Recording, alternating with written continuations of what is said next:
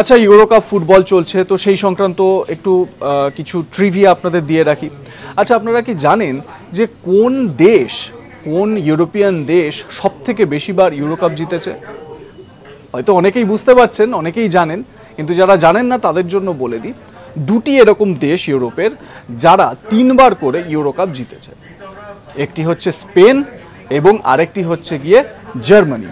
যদিও জার্মানি 3বার যে জিতেছে তার মধ্যে 2বার তারা ওয়েস্ট জার্মানি ছিল, তারপর জার্মানি একটিতে জেতে। তো বলাই যায় মোটামুটি যে জার্মানি 3বার জিতেছে।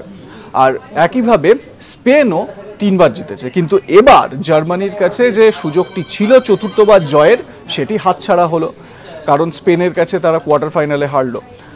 এদিকে স্পেনের কাছে মোক্ষম সুযোগ, তারা একেবারে হাইয়েস্ট ইউরোকাপ জেতার একটা সুযোগ চলে এসেছে।